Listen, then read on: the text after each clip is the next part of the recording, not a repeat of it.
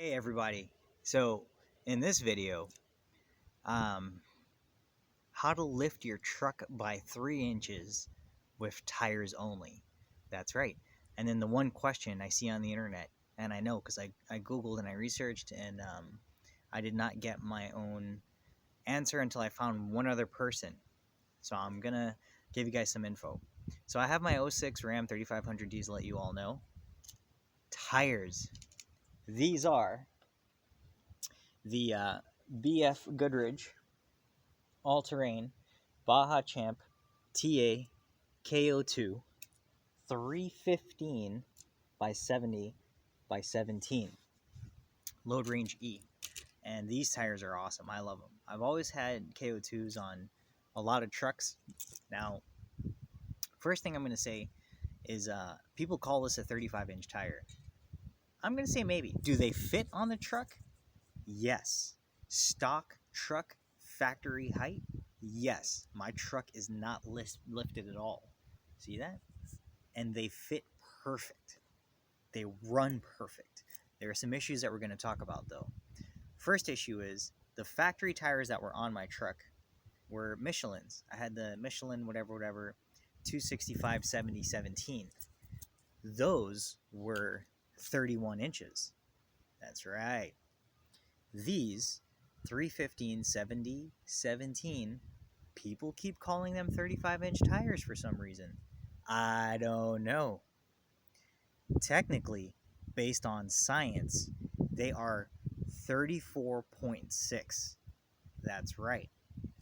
The outer edge here, I'm going to show you with a measuring tape. The outer edge here is 34, but the other 0.6 from the outer edge to the center is where the 0.6 comes in.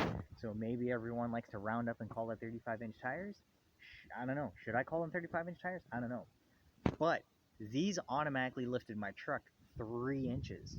That's right. I got a 3-inch lift all around. I noticed it right away.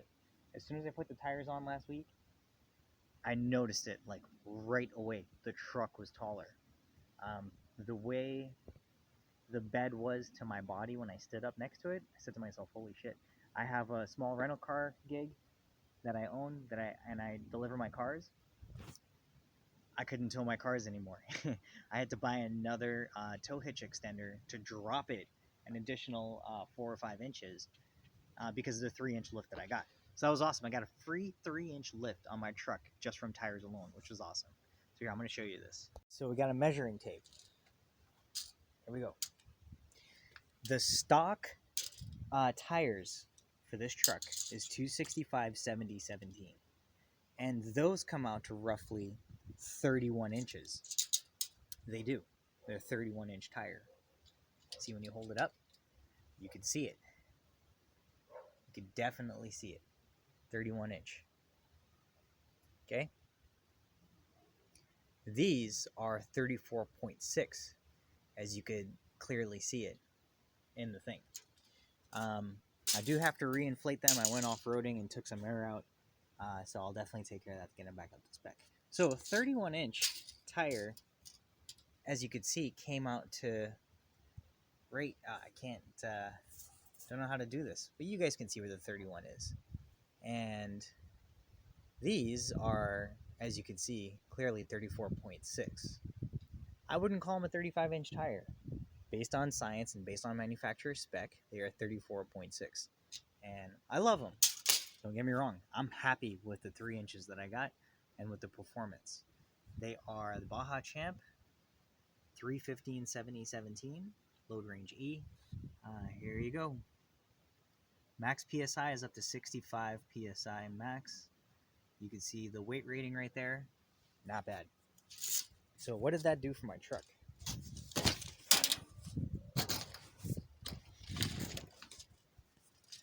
There you go.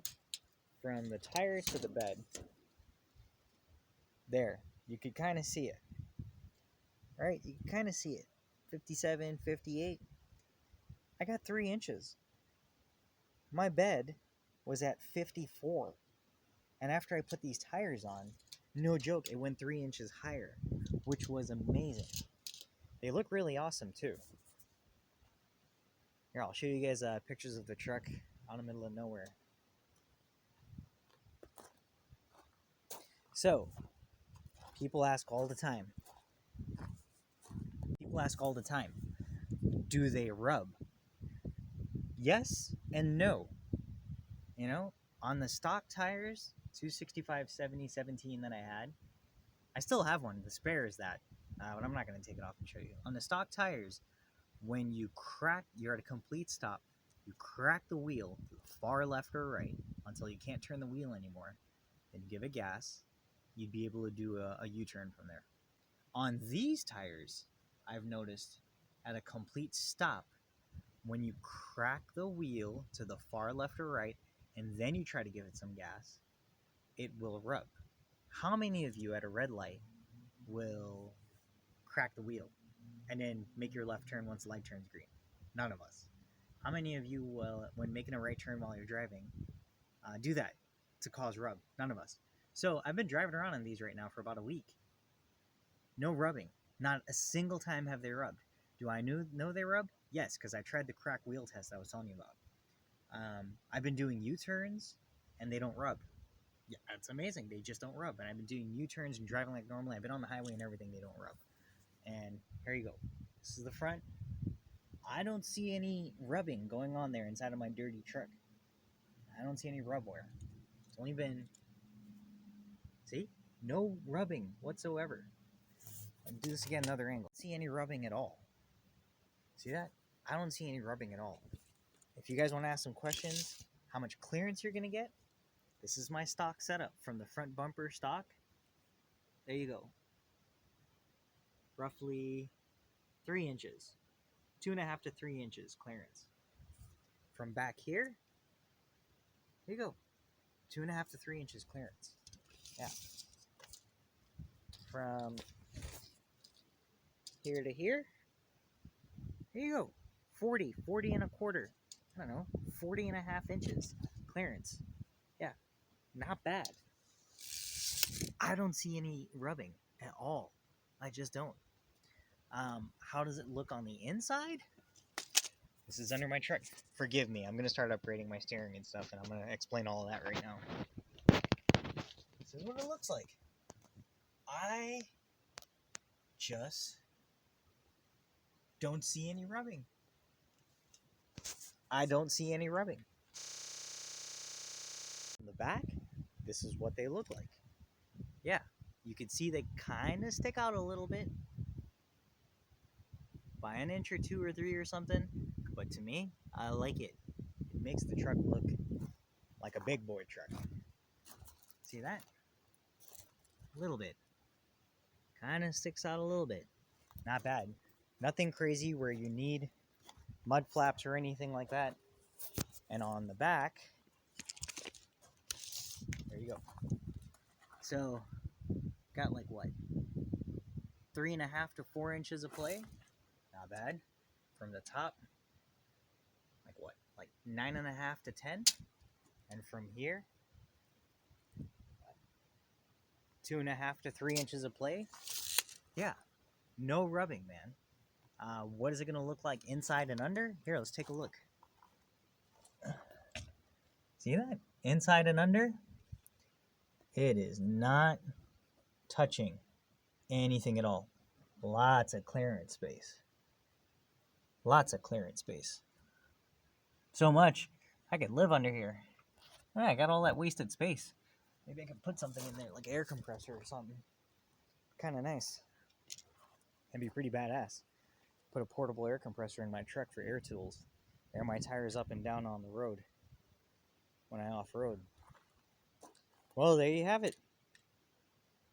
Okay, so now we're going to talk about steering components. My truck has stock steering. Yes, it does. See? I know it looks ugly. It's time for a new setup. I plan on buying a dual steering damper. I'll explain why. I plan on buying a power steering box reinforcer. And I plan on upgrading this older Y style steering linkages to a T style steering linkages. And For this truck, the 06, the damper goes from here, the dual setup goes from here to the center, and then from there of the axle to the center. And I don't like that. I saw in the newer level trucks like the 08 to 2018 or 2020, the dual damper bolts here on the axle and then goes to each wheel. You know, one side of the damper bolts to that side of the tie rod steering linkage. From here, it goes to that side tie rod steering linkage. I kind of like that setup. So, I know the tires will wear down. As they wear down, I will lose some inches. Probably lose 1 to an inch to an inch and a half of thread on the tires. So the truck will lower itself automatically in time. Should I lift it? I've always wanted to lift the truck. I don't know. I'm pretty happy with its stock ride height. If I was going to lift it, I'm not going to do a 3-inch lift. I'm not going to do a 6-inch lift. I would do something like a 12-inch or 18-inch lift. If you're going to lift the truck, lift the truck. Don't do no small shit. So I don't know yet. So you have to upgrade your steering. These tires on the factory rims are heavy. Yes, they are. They're heavier. I don't know how much heavier. I don't feel like jacking up the truck and taking one off and putting it on a scale to weigh it. I don't know. I think according to the internet, the 315 7017 on the stock rims weighed roughly 60 to 80 pounds each.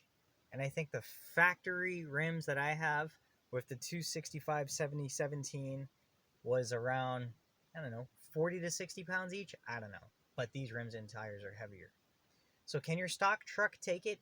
Yes. Can you drive around all day, all night on them without rubbing, without tearing your truck up and having to cut anything?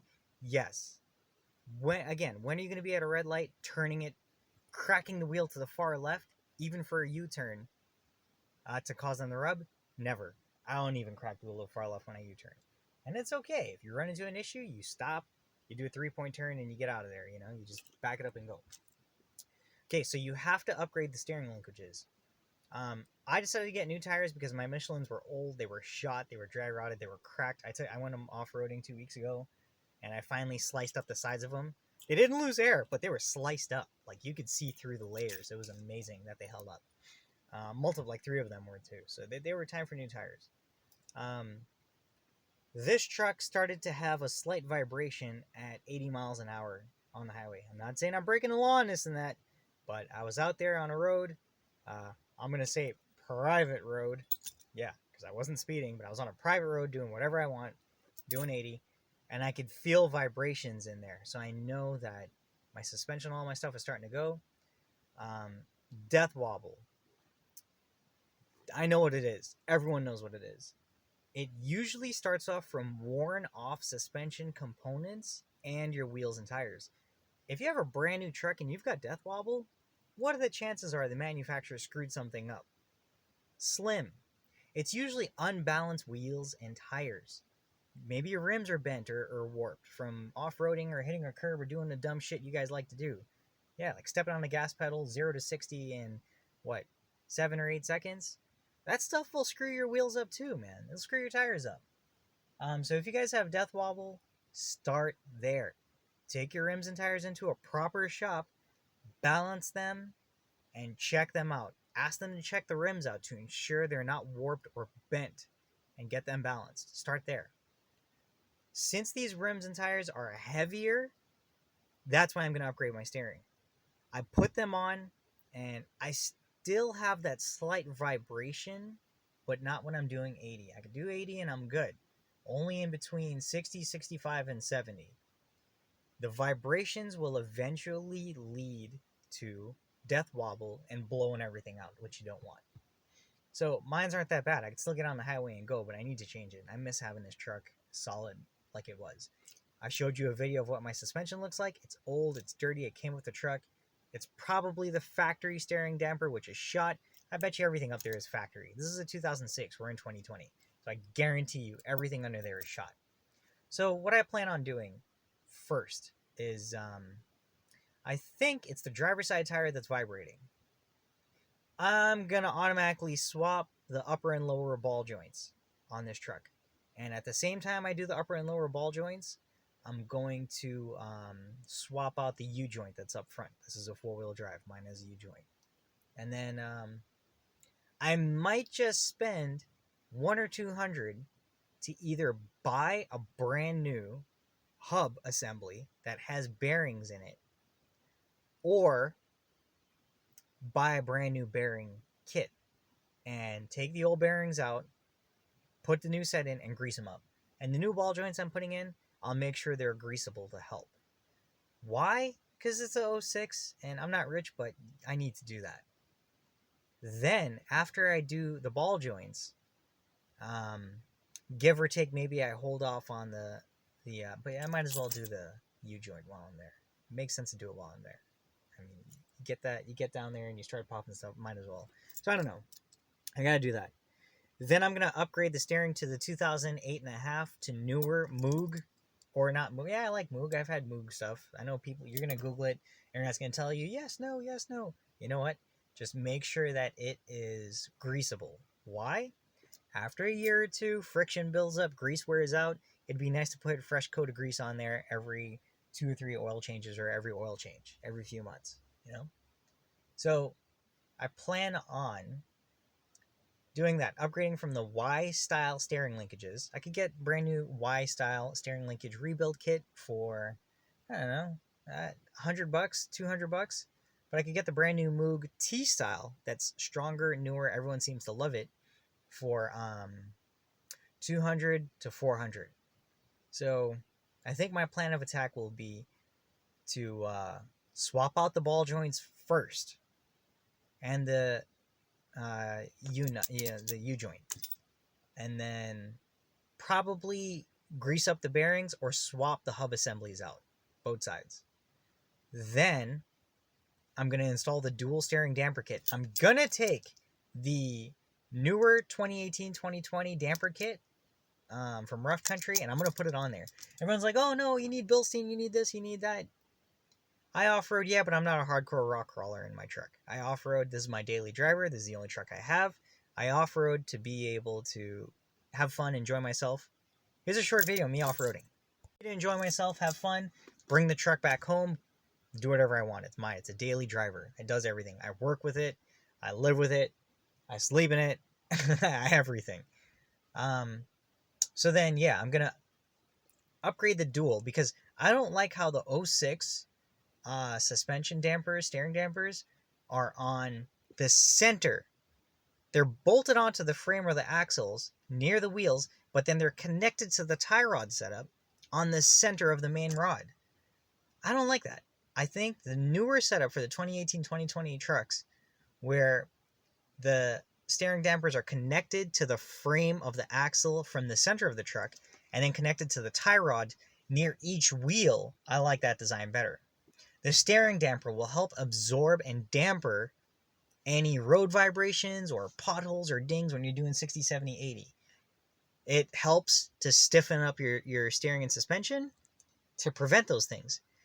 If you don't have that, or yours is shot, and you're doing 60, your wheel's straight, and then you hit a bump, your wheel starts to flop. From flopping, it could lead to death wobble if your suspension is old and worn out and your caster is shot and everything's shot. So with a steering damper, it should help. So that's why I'm going to do that next.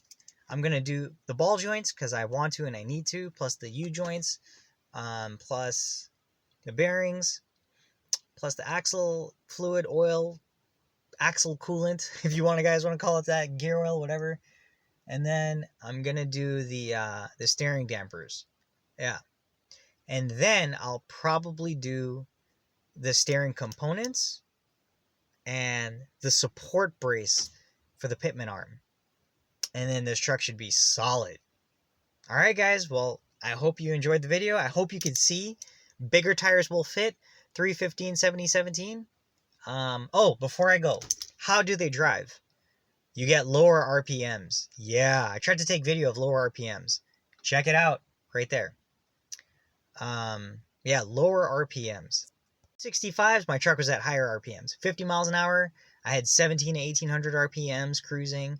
With these at 50 miles an hour, I've got 13 to 1400 RPMs cruising. I love the lower RPMs. It doesn't feel sluggish. Everyone thinks, oh, my truck is slow, blah, blah, blah. Well, then you're building your truck the wrong way. Bigger tires, better for off-roading, better for gripping. Your transmission RPMs does drop when you're driving. They're heavier. These aren't for speeding and turning this into a race truck. The fuck are you guys thinking? You know? This isn't a Baja off-road truck. So, yeah, it doesn't drag much.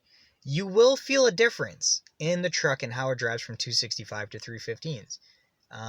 But not that much. I could still floor it and this thing still hauls ass. But I don't do that. I don't haul ass red light to red light. I know some of you guys out there like to do that. I don't.